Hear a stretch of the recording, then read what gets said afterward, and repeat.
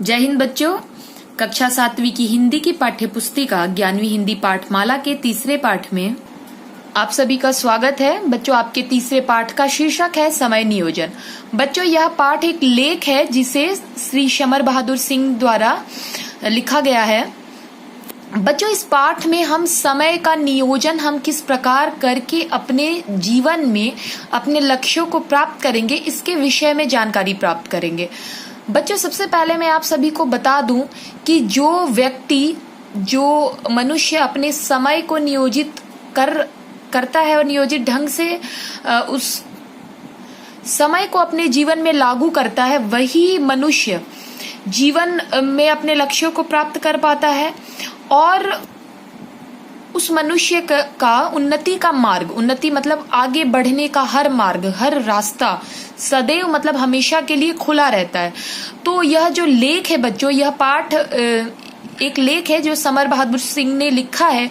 तो वो सिर्फ आपके समक्ष समय की महत्व को ही स्पष्ट करना चाहते हैं। मतलब इस लेख का उद्देश्य हम बच्चों के अंदर समय के महत्व को, समय के नियोजन को स्पष्ट करना ही है। तो आइए बच्चों इस लेख को पढ़ते हैं। तो आइए बच्चों इस पाठ की शुरुआत कबीर जी के इस दोहे के साथ करते हैं। काल करे सो आज कर, आज करे सो अब, पल में परलय होएगी बहुरी करेगा कब। अर्थात हमें अपना कोई भी काम, कोई भी कार्य समय पर करना चाहिए, अगले दिन के लिए या कभी और कर लेंगे, पर टालना नहीं चाहिए। वरना क्या होता है इसका परिणाम बच्चों, कि हमारा कार्य भी रह जाता है और हमारे हाथ से समय भी निकल जाता है।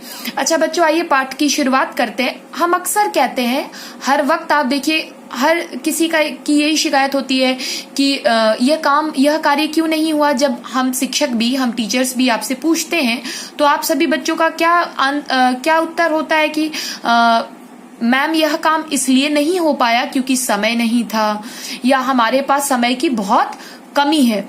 और हम क्या करते हैं, उस काम को नहीं करते। या कभी कभी क्या होता है बच्चों, हमें पत्र लिखा जाता है और हम पत्र का उत्तर भी नहीं दे सकते। कहते हैं कि हमारे पास तो इतना समय ही नहीं।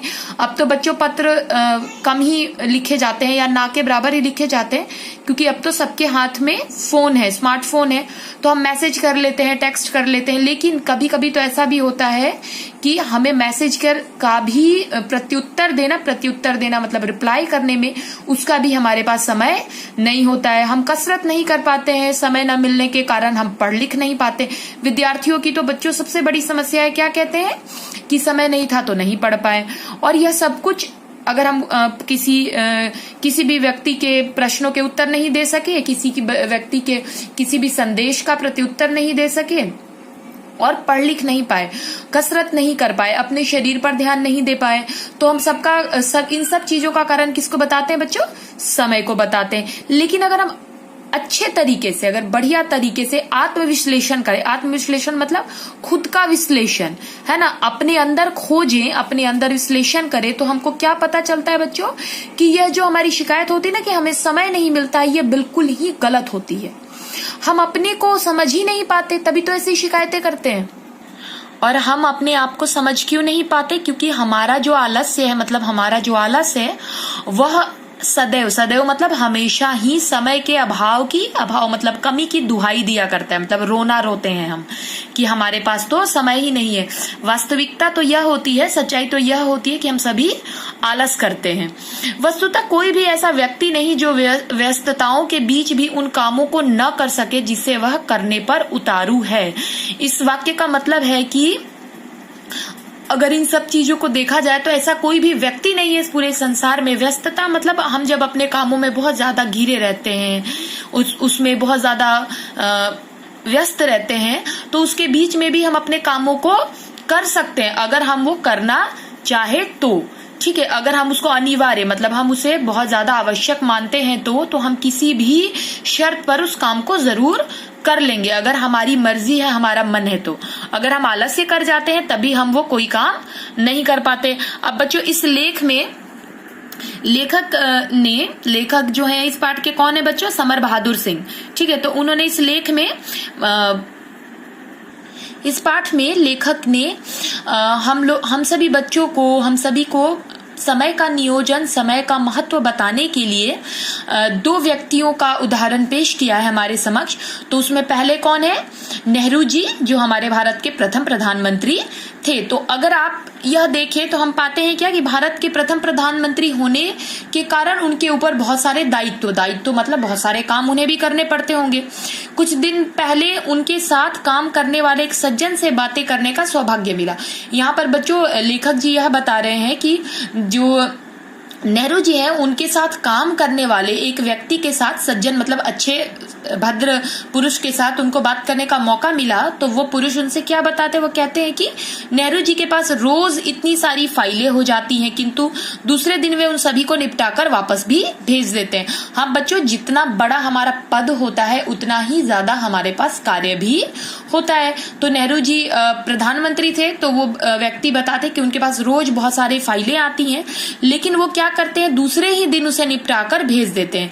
जहां तक बस चलता है तो एक दिन की भी देरी वो नहीं करते। फिर वो कहते जरा सोचिए उनकी व्यस्तता को, जो दिन भर न जाने कितने आदमियों से मुलाकात करते हैं, कितनी गंभीर समस्याओं पर सहकर्मियों से विचार विमर्श करते हैं, कितनी सभा सोसाइटियों में जाते, परंतु फिर भी वे अपने व्यस्त जीवन में से कुछ समय दैनिक व्यायाम और मनोरंजन के लिए भी निकाल ही लेते हैं।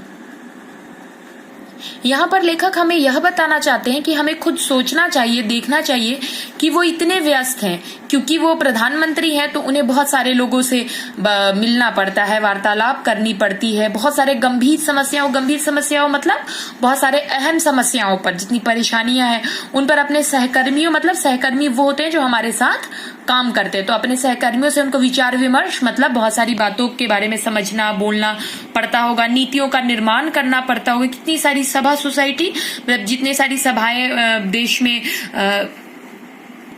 ऑर्गेनाइज की जाती है, मतलब संगठित की जाती है, उन सभी में उनको जाना पड़ता था। इतना व्यस्त होने के बाद भी वो अपने जीवन में से कुछ दैनिक व्यायाम और मनोरंजन के लिए समय, मतलब व्यायाम मतलब वो रोज कसरत भी करते थे, और मनोरंजन, वो अपने मनोरंजन के लिए भी समय निकाल ही लेते थे।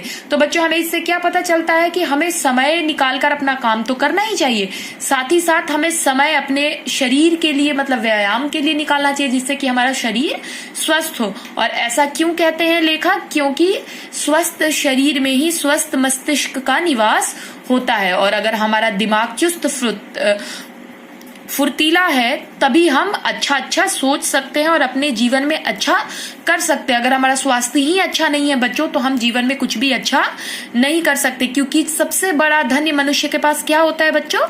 उसका स्वास्थ्य। ठीक है, तो यहाँ पर लेखक ये कहते हैं कि प्रधानमंत्री होने के बाद भी वो अपने व्यायाम के लिए और अपने मनोरंजन के लिए समय निकाल ही लेते हैं। तो बच्चों हमें क्या करना चाहिए? हमें अपना सारा काम समय पर करना चाहिए, और उसमें से कुछ और समय अपने मनोरंजन मतलब अपनी रुचि के कार्यों के लिए भी निकालना चाहिए, और अपने शरीर को स्वस्थ बनाने के लिए भी निकालना चाहिए। अब यहाँ पर लेखक दूसरा उदाहरण किसका दे रहे हैं? गांधी जी का। वे कहते हैं कि गांधी जी भी कोई कम व्यस्त नहीं थे। दिन भर तो उनके पास किनकी भीड़ लगी रहती थी बच्चों? दर्शनार्थियों की। दर्शनार्थी वो होते हैं जो दर्शन के लिए हमारे पास हमसे मिलने, हमें देखने आते हैं, और मुलाकातियों, मिलने वालों का तांता लगा रहना मतलब भीड़ लगी रहती थी।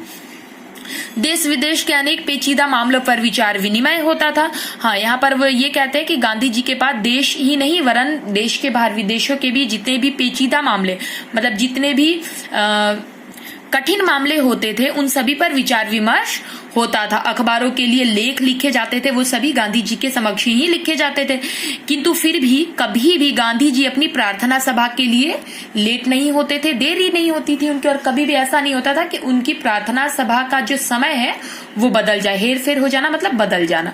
और न ही उनके प्रातः भ्रमण में बाधा आती थी। प्रातः भ्रमण मतलब जब हम सुबह की सैर पर निकलते हैं ना, उसे प्रातः भ्रमण कहते हैं।